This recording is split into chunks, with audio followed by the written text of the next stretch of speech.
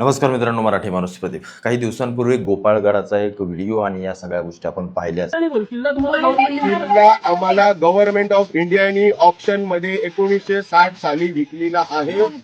Same document तुम्हाला archaeological department, Maharashtra सरकार कुठेही तुम्ही गेलात तर त्याच्यावर मिळेल. अंजनवेल गट क्रमांक 82 आणि गट क्रमांक 83 ही आमची प्रायव्हेट प्रॉपर्टी आहे. आता तुम्ही जिथे उभे आहात तो गट नंबर 82 मध्ये आहात आणि ती आमची प्रायव्हेट प्रॉपर्टी आहे. हा तुम्ही व्हिडिओ पाहिलात. त्या व्हिडिओमध्ये असं सांगितलं जातं किंवा असं तो तिथला जो मालक आहे, मनियार का कोण, तो मनियार काय असेल तो मुसलमान आहे आणि तो सांगतोय की या गडाची मालकी माझ्याकडे आहे. जरा विषय व्यवस्थित समजून घ्या, फार महत्त्वाची गोष्ट आहे आणि मी त्याच्यामध्ये अनेक जे काही पुढचे मुद्दे तुम्हाला सांगणार आहे ना, ते देखील अत्यंत महत्त्वाचे, त्याकडे देखील लक्ष दिलं पाहिजे. हा नुसता गोपाळगड नाही आहे, मी तुम्हाला आज व्यवस्थित सांगतोय जबाबदारीने. असे अनेक किल्ले आहेत, कसे ते ऐका व्यवस्थित. हा गोपाळगडाचा मुद्दा जेव्हा समोर आला, हा गोपाळगड म्हणजे अत्यंत प्राचीन, फार जुना आहे. छत्रपती शिवाजी महाराज, संभाजी महाराज, दाभोळची खाडी मराठ्यांच्या आरमारामध्ये जेव्हापासून आली ना, तेव्हापासून हा गोपाळगड अत्यंत महत्त्वाचा मराठा साम्राज्यातील एक महत्त्वाचा गड राहिला आहे, जो दाभोळची खाडी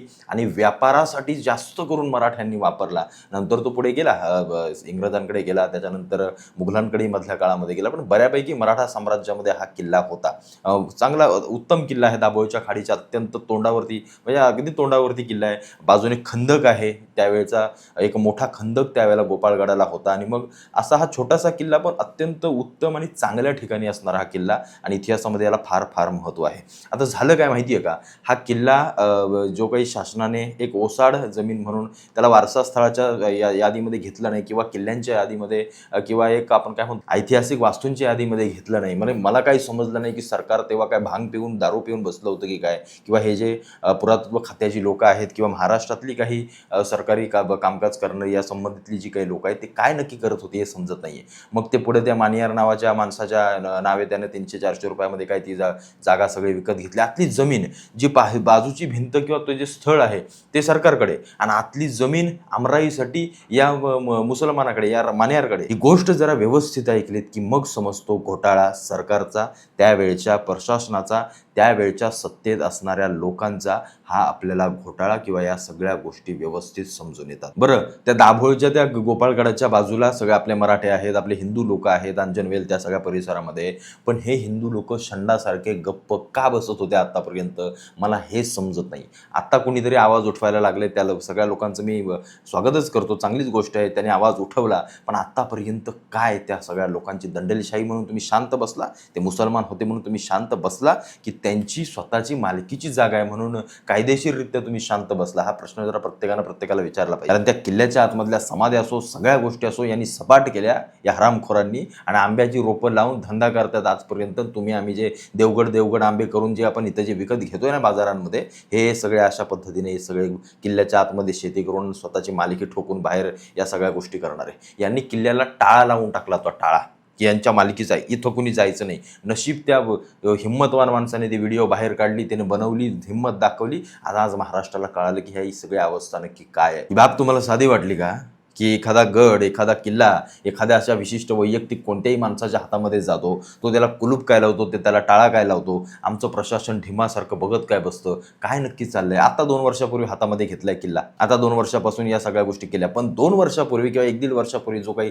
किल्ला हातात प्रशासनाने घेतला, तरी मग हा माणूस तिथं मुजोरपणा कसा काय करतो, हा एक प्रश्न महत्त्वाचा आहे. एखादा वैयक्तिक व्यक्ती किल्ल्यावरती स्वतःचा हक्क सांगतो, अरे साला आपला रायगड आहे तिथे, आपल्या रायगड असताना आपल्या रायगडाच्या जगदीश्वराच्या समोरच्या नंदीला आपण नुसतं मस्तक बसवलं, अरे ते तुटलेलं किती विचित्र वाटतंय, विदारक वाटतंय. या हरामखोरांनी, भाडव्यांनी तोडलं त्याला. आपण जर मस्तक बसवलं आपल्या शिवभक्तांनी, तर हे पुरातत्व खातेवाले गेल्याने ते लगेच काढून टाकलं. मग हरामखोरांनो, या पुरातत्व खात्याला मला प्रश्न विचारायचा आहे की मग या वेळेला तुम्ही कुठं झोपला होतात, मला सांगा बघू, कुठं तुम्ही झोपला होतात? मी काय म्हणतो, त्या आंब्याच्या बागेच्या जागी एखादी मशीद त्यांनी उभी केली असती, एखादी मजार किंवा काही दर्गा उभा केला असता, तर हा किल्ला हातात घेणं खरंच शक्य झालं असतं का? एकदा विचार करा. नशीब त्याने आंब्याची झाडं लावून तरी ठेवली.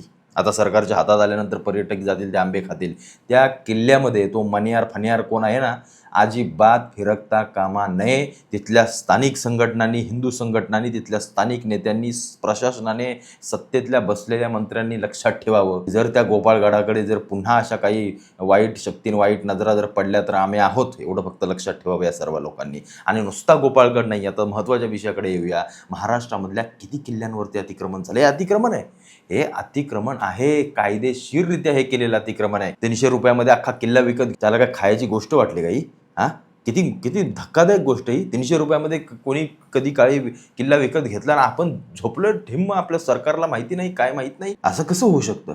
असं नाही होऊ शकत. याच्यामागं फार मोठी कोणती तरी गोष्ट असणार आहे. यांना देणारे, यांच्या जवळ असणारे अधिकारी वगैरे हरामखोर, सगळे लुटारो हरामखोर एक नंबरचे.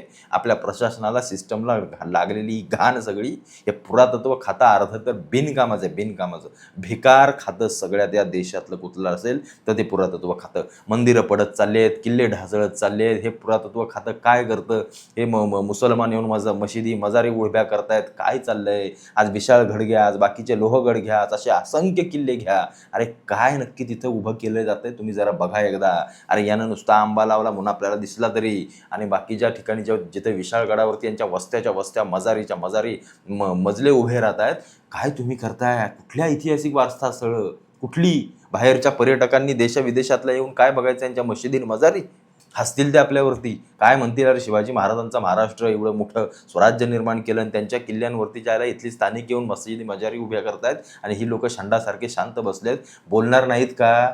बोलणार नाहीत का? बोलणार, दिसणार. त्यांना कळत नाही असं समजू नका. आज संपूर्ण जगभरामध्ये मुस्लिम विरोधी आवाज उठायला लागला. या सगळ्या लोकांना कळालं आहे की हे लोक जे आहेत यांची धारणा विचित्र आहे, ही देशाला नव्हे जगाला खराब करणारी आहे. आणि त्याच्यामुळे ही सगळी लोक त्या सगळ्या लोकांवरती नजर ठेवून आहेत. म्हणजे साधं उदाहरण घ्या, त्यानं किल्ला हातात घेतला. आज आपल्याला कळलं टेक्नॉलॉजीच्या काळामध्ये, इतक्या वर्षानंतर, इतकी वर्ष आपल्याला कळलं नाही कळलं.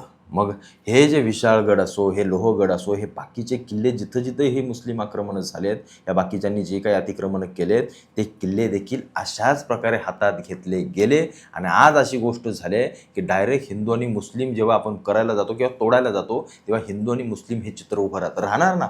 मला सांगा, राहणार की नाही? आता साधी गोष्ट घ्या, हा गोपाळगडाचा मुद्दा. त्यानं आंब्याच्या झाडांच्या जागी मी तुम्हाला जसं म्हटलं तसं जर मशिदी मजार उभ्या केल्या असता आणि मग जर आपण आवाज उठवायला गेलो असतो तर या सगळ्या प्रकरणाला राजकारण्यांनी कसा रंग दिला असता? मला सांगा, हिंदू आणि मुस्लिमाचा रंग दिला असता की नाही? बरोबर की नाही? हिंदू संघटनांना आतंकवादी म्हणून हिनवलं असतं की नाही? बरोबर की नाही? पण आता हा प्रकरण कसं होतं? त्यानं आंब्याची झाडं लावली आहेत, काय त्यानं मालकी सांगतोय म्हणून हे प्रकरण कोणत्याही विरोधाला कुणी विरोध केला नाही, बाकीच्या सगळ्या राजकारण्यांनी, विरोधकांनी. नाहीतर जर त्याच ठिकाणी विशाळगड सारखी परिस्थिती असती तर काय झालं असतं? एकदा विचार करा.